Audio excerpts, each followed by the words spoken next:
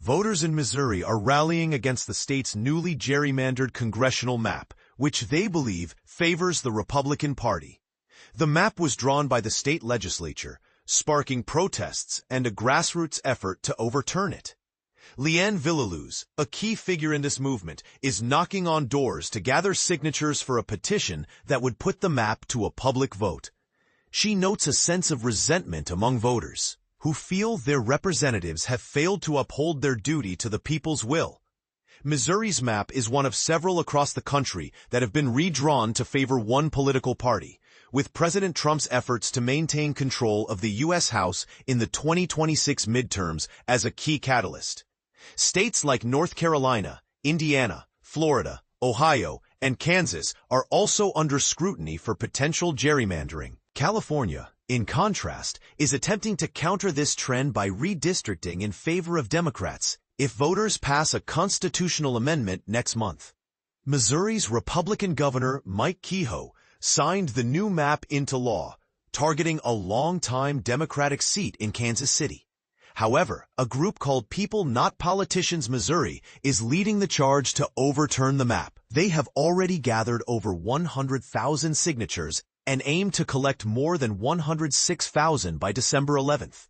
If successful, a referendum will be on the ballot in 2026, allowing voters to decide whether to keep or reject the map. The group faces legal challenges, including a lawsuit from Missouri's Attorney General, Catherine Hanaway, arguing that a referendum on redistricting violates the U.S. and Missouri constitutions. Missouri's Secretary of State Denny Hoskins initially rejected the petition but later approved it, claiming that none of the signatures gathered before his approval date are valid. The executive director of People Not Politicians Missouri, Richard Von Glahn, refutes this, stating that the group was allowed to begin gathering signatures before the secretary's approval. The Democratic National Committee has joined the referendum effort, contributing staff and money. A slew of lawsuits have also been filed challenging the new districts. One of the plaintiffs, Rebecca Amisqua-Hogan, argues that mid-decade redistricting without a new census is unconstitutional, and that her voting power would be diluted.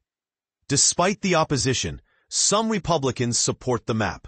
Michael Davis, a Republican lawmaker, believes that Missourians elected Republican lawmakers to send a conservative message to D.C. and ensure Republican control of the U.S. House. However, 15 Republicans, including the Speaker of the Missouri House, voted against the map, citing concerns about representing their districts rather than the party.